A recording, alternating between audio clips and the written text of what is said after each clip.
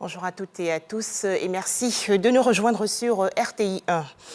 En Côte d'Ivoire, les mesures annoncées par le chef de l'État, Alassane Ouattara, en faveur des fonctionnaires et agents de l'État, dans son discours le 6 août dernier, veille de la fête nationale, sont bien effectives. Ces mesures sont donc entrées en vigueur.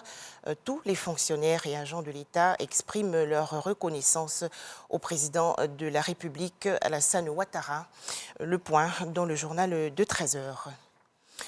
Toujours en Côte d'Ivoire, des représentants d'institutions sanitaires récompensés il y a quelques jours par le ministre de la Santé, de l'Hygiène publique et de la couverture maladie universelle, Pierre Demba.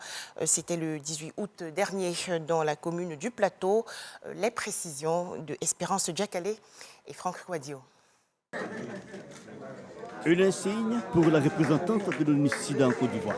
Elle a reçu des mains du ministre de la Santé, de l'Hygiène publique et de la couverture maladie universelle, Pierre Demba. Et c'est la symbolique de la reconnaissance du travail abattu par l'ONU-SIDA dans la riposte face à la propagation du VIH-SIDA et avec elle, le SMIT du CHU de Trècheville. Les missions de ces chefs de délégation s'inscrivent dans le cadre du plan stratégique national de lutte contre les IST et le VIH-SIDA pour la période 2021-2025 et de la lutte contre la Covid-19. Il y a des bons résultats, mais ce n'est pas suffisant. Il faut continuer. Mais de là où on est parti en 2017 à 2022, ce sont des progrès tout à fait remarquables pour la Côte d'Ivoire. Mais le job n'est pas fini, donc il faut continuer les efforts, il faut les intensifier et il faut les accélérer. Et la Côte d'Ivoire est sur la bonne voie. Voilà, et c'est ce message qu'il faut garder parce que c'est le message encourageant. La cérémonie de ce jour est l'occasion de célébrer l'excellence et encourager ces institutions sanitaires à œuvrer pour l'éducation des maladies infectieuses. Grâce à son appui et l'appui de son institution, donc notre pays a vraiment fait des progrès énormes. Aujourd'hui, donc, elle a appelé à servir ailleurs et il était important qu'au nom du chef de l'État, on puisse lui manifester notre reconnaissance. On a profité également donc, pour nous présenter le prix de meilleur établissement sanitaire 2022, prix d'excellence, qui est le SMIT, qui a fait un travail énorme dans la lutte contre la Covid en Côte d'Ivoire et je pense que c'est ces deux événements-là que nous avons célébrés. Le ministre de la Santé a profité de la cérémonie pour récompenser le service des maladies infectieuses tropicales SMIT, lauréat du prix national d'excellence 2022. Dans l'actualité nationale encore, deux structures œuvrant dans le domaine de la valorisation des compétences ont procédé récemment au lancement de la première cohorte du programme national d'excellence Jeunes diplômés employables. La cérémonie s'est déroulée dans la commune de Cocody. C'est une initiative du ministère de la Promotion de la Jeunesse, de l'Insertion professionnelle et du Service civique.